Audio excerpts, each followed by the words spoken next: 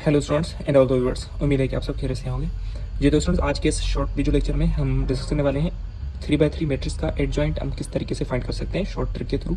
ठीक है, वैसे एडजॉइंट हम फाइंड कर सकते हैं बाय कोफैक्टर मेथड, जिसमें हम a11, a12, a13 सारे कोफैक्टर्स फाइंड करते हैं, उसके बाद वैल्यू पुट करते हैं, उसके बाद उसका ट्रांसपोज करते हैं, तो हम एडजॉइंट फाइंड करते हैं। ठीक है, लेकिन शॉर्ट ट्रिक के थ्रू आप इजीली एडजॉइंट 3x3 मैट्रिक्स का फाइंड कर सकते हैं। 2x2 का बिल्कुल ईजी होता है, बिल्कुल ईजी। और 3x3 मैट्रिक्स का एडजॉइंट आप कोफैक्टर मेथड से फाइंड करते हैं, जो मैंने वीडियो लेक्चर में आप लोगों के साथ शेयर किया था।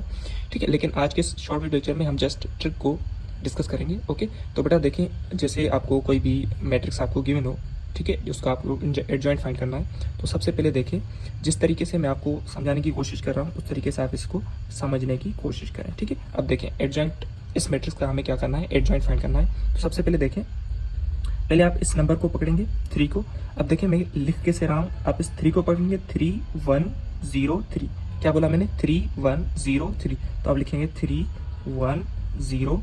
ठीक दिया। अब आप इस नंबर को पकड़ेंगे 2 को, तो 2122, तो क्या हुआ 2122 इस तरीके से। ओके, उसके बाद आप इस 1 को पकड़ेंगे तो ये होगा 1241, तो ये होगा 1241। समझ में आ रही है बात?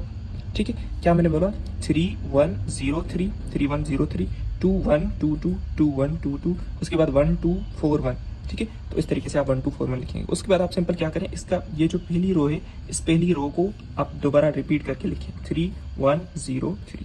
इस पहली रो को मैंने क्या कर दिया, दोबारा रिपीट कर दिया। अब यहाँ तक आपने कर दिया। उसके बाद आप सिंपल क्या करेंगे, आप यूं इसको मल्टीप्लाई करेंगे, जैसे आप 2x2 मैट्रिक्स का डिटरमिन करते हैं ना, उसी तरीके से आप इसको मल्टीप्लाई करेंगे। आप कैसे करेंगे, आप करेंगे 3 1 3, 2 1 2, तो 3 -2, बीच में माइनस ही होगा, बीच में क्या होगा, माइनस, तो 3 -2, इसका आंसर क्या आएगा, इसका आंसर होगा 1। तो आप यहाँ लिखेंगे adjoint of a matrix will be equal to, ये होगा 1। अब आप इसको यूं करें तो ये होगा, बीच में आप माइनस लगाएंगे। ओके, 2 1 2, 1 × 0 0, तो 2 - 0 आंसर होगा 2। ठीक है, अब इसको आप यूं मल्टीप्लाई करें। अब देखें 2 0 0, 2 3 6, तो 0 - 6 आंसर होगा -6। ओके, उसके बाद अब देखें, अब ये तो हमने कर दिया। अब आप यूं करेंगे। ओके, अब देखें 2 2 4, 1 1 1, और बीच में माइनस होगा, तो 4 - 1 आंसर इसका होगा 3। ओके, उसके बाद आप इसको यूं मल्टीप्लाई करेंगे, 4 1 4, 2 2 4, तो 4 - 4, बीच में माइनस होगी, तो आंसर होगा 0। ओके, उसके बाद अब देखें, अब आप इसको यूं मल्टीप्लाई करेंगे, इसको यूं करेंगे, तो 2 1 2, 4 2 8, तो 2 - 8 इसका आंसर होगा -6। ओके, उसके बाद अब देखें, अब लास्ट में आप क्या करेंगे, यूं मल्टीप्लाई करेंगे सेम तरीके से। ओके, तो ये होगा 1 1 1, 2 3 6, तो 1 - 6 होगा, तो इसका आंसर आएगा -5 आएगा। ओके, अब आप इसको यूं मल्टीप्लाई करेंगे, तो 2 0 0, 1 4 4, तो 2 यानी 0 - 4 क्या होगा, 0 - 4, तो इसका आंसर होगा -4।